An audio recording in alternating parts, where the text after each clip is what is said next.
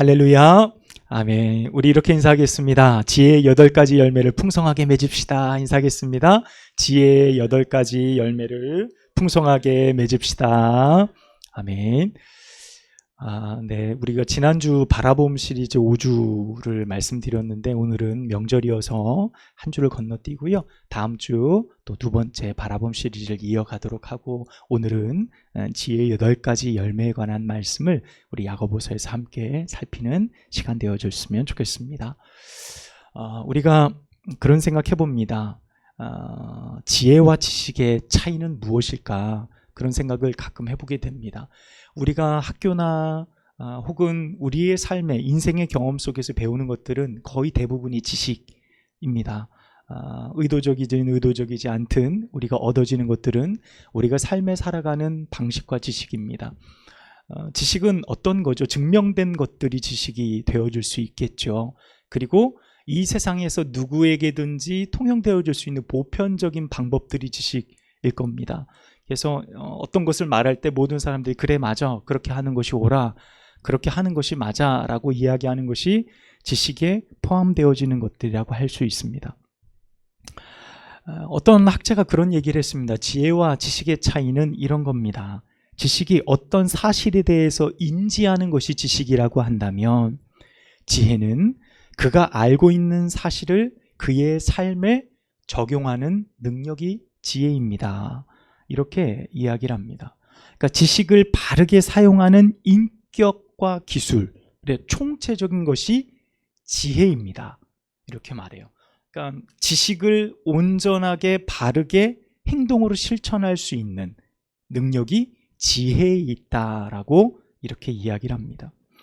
우리는 아는 것이 힘이라고 말합니다. 아는 것이 지식이고 아는 것이 힘이고 아는 것이 우리가 살아가는 것에 더 없는 능력이다라고 말하는데 아는 것을 구현해내는 그 능력을 일컬어 지혜다라고 말한다는 거죠. 중국의 사서중 대학이라는 것이 있는데 지혜에 대해서 이렇게 설명을 했습니다. 사물의 이치가 구명된 후에야 지혜가 온다. 사물의 이치가 온전하게 다 드러나고 밝히 드러난 뒤에야 비로소 지혜가 온다라는 말을 합니다. 그러니까 지혜란 습득한 어떤 지식의 토대로 모든 사물을 옳고 또 그름을 판단하는 능력이 지혜다라고 이야기를 해요. 그래서 이 판단의 능력이 있어야 인생에 있어서 내가 무엇을 결정할까? 이것이 옳은가? 이것이 그른가를 결정할 수 있는 능력을 우리가 가질 수 있다라는 이야기입니다. 그래서 지식이 많은 사람도 훌륭하나 지혜로운 사람을 당할 수 없고 지식을 추구하는 사람은 결국 지혜로 마무리되고 지혜로 결과를 이끌어낼 수 있게 된다라는 말입니다. 자, 이게 일반적으로 세상에서 말하는 지혜와 지식의 구별, 어떻게 보면 다른 점들입니다. 자, 그렇다면 성경에서는 지혜를 무엇이라고 말할까요? 지혜를 어떤 것이라고 우리에게 가르쳐주고 계실까요? 먼저 여러분 잠언 9장 10절의 말씀에 보면 특별히 지혜에 대한 정의가 나와 있습니다. 성경은 지혜에 대해서 굉장히 많은 부분을 말하고 있지만 그 중에 정의는 잠언 9장 10절의 말씀이에요. 여러분 이렇게 말씀하고 있습니다. 여호와를 경외하는 것이 지혜의 근본이다. 거룩한 자를 아는 것이 명철이니라 라고 말씀하고 있어요. 그러니까 잠언은 지혜서라고 말하고 지혜의 왕인 솔로몬이 기록한 성경이라고 우리가 보는데 그 지혜서 안에 지혜의 근본이 어떤 거라는 겁니까? 하나님을 경외하는 거래요. 거룩한 자를 아는 것이 명철함이래요. 그래서 정의를 딱 내리게 됩니다. 그래서 이 말씀을 우리가 먼저 기억해야 될 것은요, 우리가 오늘 지혜에 관해서 함께 말씀을 나누잖아요. 특별히 지혜의 근원은 어디로부터 나오는 겁니까? 하나님으로부터 나오는 거예요. 우리가 하나님을 알면 알수록 우리의 삶에 지혜가 쌓여간다는 것, 우리가 지혜 가운데 더 깊이 들어갈 수 있다는 사실을 먼저 가르쳐 줍니다. 그러고 나서 오늘 야고보서에서 말하는 지혜가 어떤 것인지를 우리가 살펴볼 필요가 있어요. 오늘 본문의 야고보는요, 성도가 가져야 할 지혜를 두 가지로 분류합니다. 하나는 땅의 지혜, 소위 우리가 말하는 지식이라고 할 수 있는 것이고요. 하나는 하늘의 지혜. 이렇게 해서 지혜를 두 부류로 나눠 놓게 돼요. 대조시켜서 우리에게 교훈적으로 말씀하십니다. 우리가 이 본문의 말씀을 3장 13절에서 18절로 잡았죠. 그런데 여러분 3장 시작의 말씀에 보면 어떤 말씀이 있냐면 말의 실수에 관한 말씀이 있어요. 그러니까 우리의 우리가 말로 막 내뱉는 모든 것을 항상 조심하라. 그 말에는 힘이 있고 능력이 있다는 거예요. 누군가가 나를 때리고 상처가 나서 피가 나는 것만 상처가 아니라 우리의 혀를 통해 그 사람들의 마음에 상처를 내는 것, 그것은 더 깊이 상처가 남는다는 거예요. 그래서 말을 조심하라 라는 이 말에 관한 부분을 말씀하시고 나서 오늘 13절부터 18절까지 하늘의 지혜가 뭐냐라고 말씀하세요. 그러니까 앞에 있는 3장 전체에 있는 말씀이 다 오늘 이 본문의 말씀인 지혜와 연결되어지는 말씀인데 이런 겁니다. 성숙한 그리스도인의 삶이 무엇인가 말씀하면서 혀에 관한 부분, 그리고 그리스도인으로 살아가기 위해서는 반드시 지혜로운 열매를 맺어야 된다라는 말씀으로 끝나고 있는 거예요. 그래서 우리가 그 부분에서 13절에서 18절까지만 끊어서 말씀을 함께 나누려고 하는데, 야고보는요 지혜의 행함을 말하고 있습니다. 지혜의 행함, 이 믿음의 행함 계속 강조하고 있죠. 그래서 세상의 지혜와 위로부터 난 지혜가 성숙한 그리스도인의 모습과 영적으로 성숙하지 못한 그리스도인의 모습을 정확하게 나누어 표현하고 있음을 우리에게 먼저 알려줍니다. 여러분, 영적으로 여전히 미숙한 상태에 있으면서도요, 누구보다 더 선생되기를 좋아하는 많은 말들로 자기를 드러내는 사람들이 있어요. 내가 이렇게 지혜로워, 내가 이렇게 똑똑해, 내가 이렇게 많은 지식을 가지고 있어 라고 말하는 사람들이 시기와 다툼을 일으킨다라고 오늘 본문은 우리에게 말씀합니다. 지혜가 있다라고 말하는 사람들에게 다툼이 일어난다는 거예요. 아이러니한 일이죠. 내가 교회를 사랑하고 내가 누구보다 교회를 더 많이 잘 섬기고 이렇게 해야 교회가 바른 방향으로 나가는 거고 이렇게 해야 옳은 것이다라고 말하는 사람들 중에 시기와 다툼이 일어난다는 거예요. 그것을 야고보 사도가 이야기하고 있습니다. 자, 그러면 성숙한 그리스도인은 하나님이 주신 지혜를 받은 사람들은 어떤 열매를 맺나? 오늘 성경 말씀을 한번 보면 15절 이하의 16절 말씀 보면 17절이죠. 17절 말씀 보면 오직 위로부터 난 지혜는 말씀합니다. 첫째는 어떤 거죠? 성결하고, 다음엔 화평, 그 다음 관용, 양순, 긍휼, 선한 열매가 가득하고 편견과 거짓이 없고 화평한 자들은 화평의 열매를 거둔다라고 말씀하고 있어요. 여러분, 그렇다면요, 땅의 지혜란 무엇일까요? 땅의 지혜란 자신의 소욕을 따라 참 하나님의 지혜를 거부하는 거예요. 그러니까 하나님의 지혜를 가볍게 여기는 것이죠. 믿음으로 살아야 돼, 사랑해야 돼, 용납해야 돼, 편견을 갖지 말아야 돼, 거짓됨이 없어야 돼 라고 말하는 것들, 그런 것들은 이미 우리가 다 지켜왔고 하나님이 말씀하시는 것에 대한 지혜를 너무 경히 여기는 모습으로 시작한다는 거예요. 우리가 아까 서두에도 말씀했듯이 잠언 9장 10절의 말씀처럼 지혜의 근본이 하나님을 경외하는 것이다, 거기서부터 시작된다 라는 사실을 우리가 고백함으로 오늘 말씀을 듣는데, 여러분, 땅의 지혜는 그 근원이 어디에 있냐면 이 세상에 있어요. 이 세상에서 아름답고 화려한, 사람들의 마음을 빼앗을 만한 화려한 것들의 그 기초를 두고 있어요. 그래서 그들의 마음이 하나님이 아닌 세상에 쏠려 있습니다. 그들의 마음의 어떤 중심이 세상의 소욕에 빠져 있어요. 그것에 더 열광하고 그것을 더 기뻐하고 그것을 더 사랑하는 그들의 모습을 볼 수 있습니다. 서로의 뿌리 내림의 근원이 다르죠.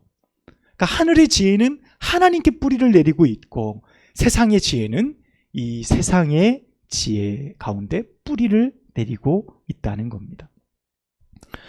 고린도전서 1장 12절, 21절의 말씀에 보면 이렇게 말씀합니다. 이 세상에 자기 지혜로 하나님을 알지 못한다라고 말씀합니다.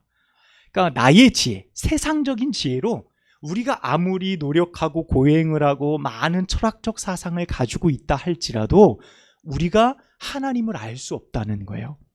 그러니까 이 세상의 가치와 이 세상의 가장 뛰어난 것으로 하나님을 결코 알 수 없음을 말씀하고 있어요. 그러니까 이 지혜는 어디로부터 오는 겁니까? 하나님으로부터 우리에게 주어지는 것들이라는 거예요. 다시 말하면 말씀에 뭐라고 그랬죠? 경외함이라 그랬어요. 하나님을 경외하는 것이 지혜다라고 말할 때는요, 우리의 책임도 있어요. 우리가 하나님을 바라볼 때, 우리가 하나님 앞에 우리의 고개를 들어 하나님을 바라볼 때, 우리의 마음을 거기에 쏟을 때 하나님으로부터 오는 지혜를 통해 우리가 하나님을 알아가게 된다는 거예요. 그러니까 내 마음을 어디에 두느냐, 나의 중심을 어디에 쏠려 있고 내 마음의 어떤 삶의 소원을 어느 곳에 두느냐에 따라서 우리가 하나님의 지혜로 하나님을 알 수도 있고 하나님을 도대체 알 수도 없는 지식에 머물러 있는 그런 많은 그리스도인들도 있다는 사실을 성경은 말씀해 줍니다. 사실 거의 대부분의 사람들이요, 이 땅에서 살아가면서 세상의 지식 쌓기에 여념이 없죠. 더 많이 배워야 하고, 더 많이 배워야 좋은 직장을 갖고, 좋은 직장을 가져야 더 풍요롭게 살아갈 수 있다는 것이 이 세상의 뭐죠? 국룰이죠. 그렇죠? 그것에서 벗어날 수 없어요. 그래서 너도 나도 다 그렇게 지식 쌓기에 여념이 없습니다. 몇 년 전인가요? 이제 일반 분양은 LH 직원들이 땅 투기를 한 정황이 발각이 돼서 발칵 뒤집힌 일이 있었어요. 그러니까 어디에 사업이 시작된다, 어느 땅이 개발될 거다, 이 정보를 너무 잘 알고 있잖아요. 거기 직원들은 그 정보를 가지고 자기 일가 친척들이 땅을 산 거예요, 거기다. 그래서 개발지가 발표가 되면서 막대한 이익을 남기는 일이 발각이 됐어요. 그래서 어떻게 됐냐면 직원이 약 1만 명 가까이 됐는데 40%를 줄여버렸습니다. 그래서 4,000명 정도를 해고를 시키고 인원 감축을 시켜서 한 6,000명 정도 수준으로 줄이겠다라는 발표가 나온 것을 뉴스를 통해서 봤어요. 왜 이게 문제일까요? 자신들이 뛰어나다고 말하는 그 지식을 가지고 뭐 하는 거예요? 자신들의 유익과 소욕을 쫓아서 그릇된 행동들을 벌이게 되어지는 거죠.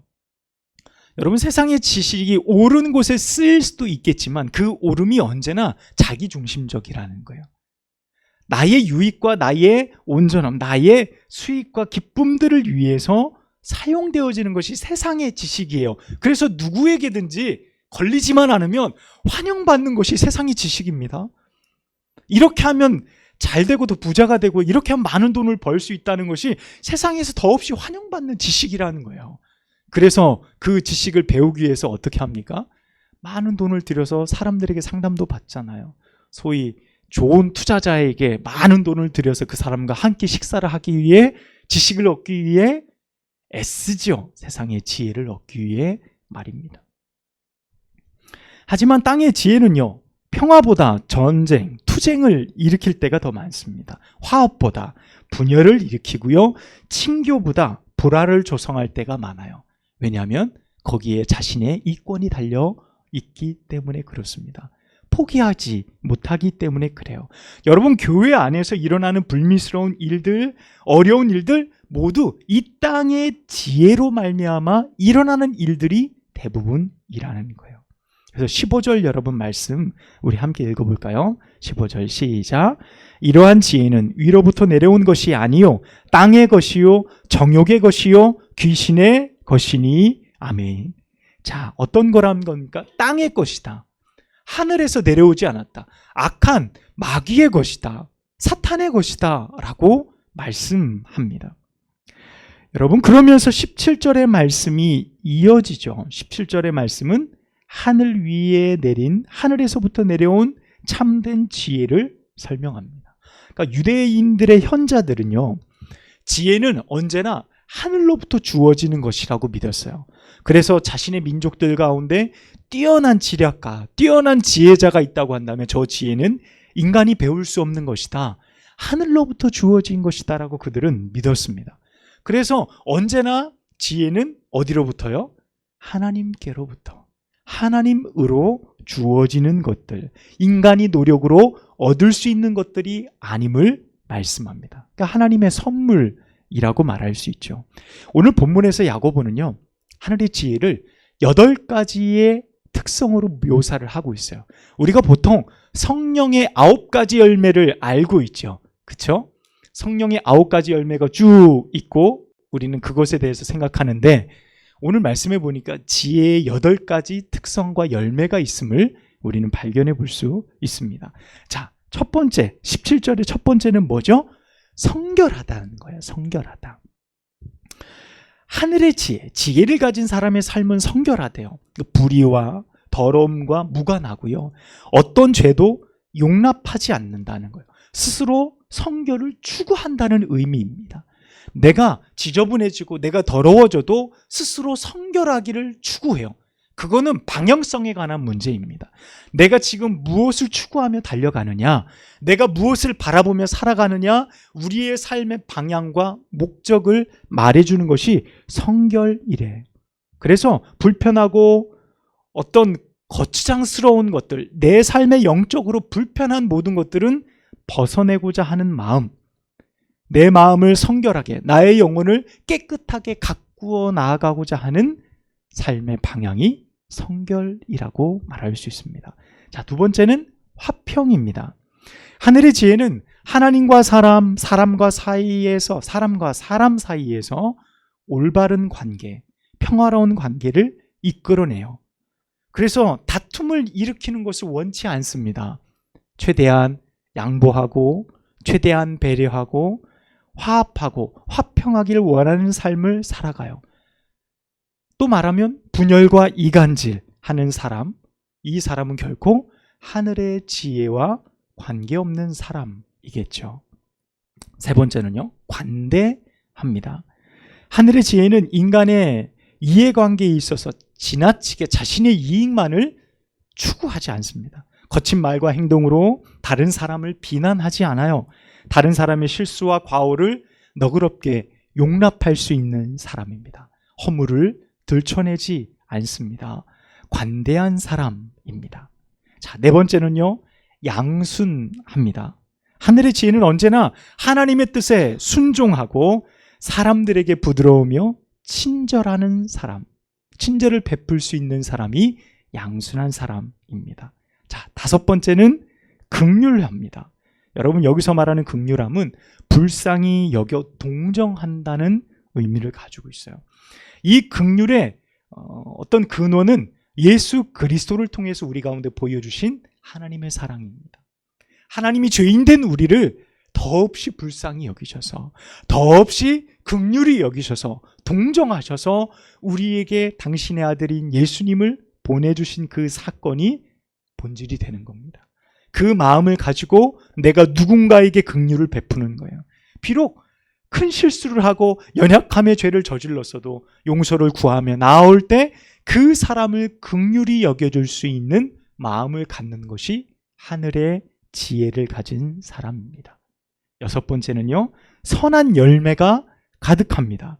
하늘의 지혜는 사람들로 그것을 지키게 하는 지혜이며 삶의 방향이 늘 선한 것을 추구하기 때문에 결국 삶에 맺어지는 열매들은 모두 선한 열매들입니다. 일곱 번째는 편벽하지 않아요. 여기서 말하는 편벽은 편견과도 같은 의미로 사용할 수 있을 겁니다.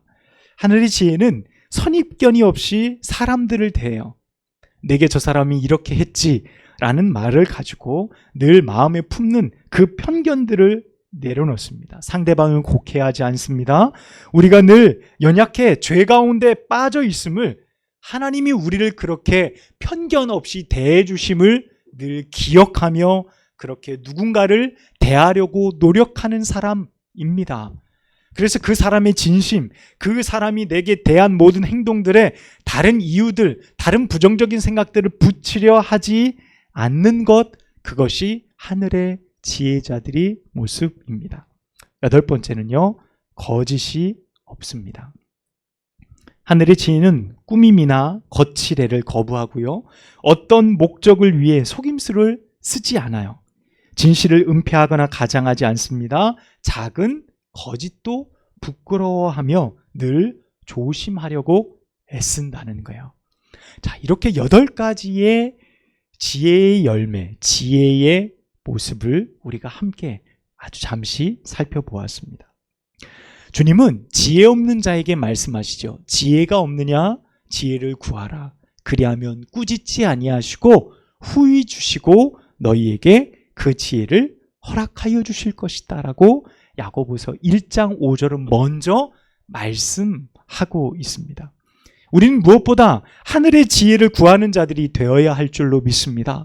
이 땅의 지혜, 어떻게 하면 더 잘 되고, 어떻게 하면 더 많은 돈을 벌고, 어떻게 하면 더 높은 자리에 올라갈까? 그래서 거짓, 나의 삶을 속이고 누군가에게 은폐하고 누군가를 밟고 올라가서는 일이 아무렇지 않은 세상의 방법으로 내게 받아들여지는 것이 아니라 작은 거짓말이라도, 내게 유익이 되는 일이라 할지라도 그것이 하나님이 원하시는 일, 그런 방법이 아니라고 한다면 내가 그것을 포기하고 내가 그것을 밀어놓을 줄 아는, 내가 그것을 놓을 줄 아는 그런 지혜가 우리 가운데 필요하다는 사실입니다.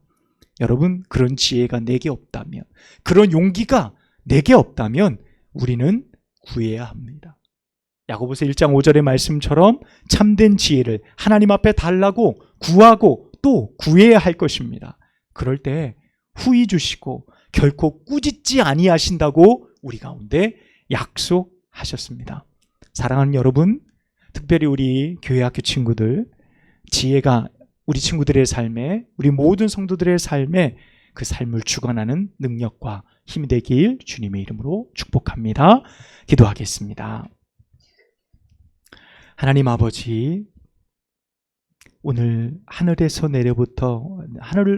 내려오는 지혜가 무엇인지 우리가 함께 말씀을 통해 나누게 하여 주시고 은혜 받게 하시니 감사합니다. 하나님, 우리가 세상을 어떻게 살아가야 할까요? 이 세상의 지혜는 넘쳐나고 그것을 따르는 사람은 많지만 좁은 길을 걸어 하늘로부터 내려오는 거룩한 지혜를 겸비하는 사람은 많지 않음을 보게 됩니다. 주님, 오늘 말씀을 통하여 내 삶에 바라보는 방향이 어떤 것인지, 어느 곳인지 분명하게 잘 정리하여서 하나님 하늘의 지혜를 얻게 하시고, 비록 내게 그 지혜가 없다고 한다면 하나님 앞에 구함으로, 간구함으로 얻을 수 있는 저희 모두가 되어줄 수 있도록 인도하여 주옵소서. 그리하여서 하나님의 뜻이 무엇인지, 하늘의 뜻이 내 삶에 어떻게 역사하시고 그 역사들을 통해 내 삶에 어떤 열매를 맺을지 하나님 기대하는 마음으로 하나님 앞에 나아가며 내 삶 전체를 하나님 앞에 온전히 의탁할 수 있는 지혜의 삶을 살아가는 저희 모두가 되도록 인도하여 주옵소서. 예수님의 이름으로 간절히 기도하옵나이다. 아멘.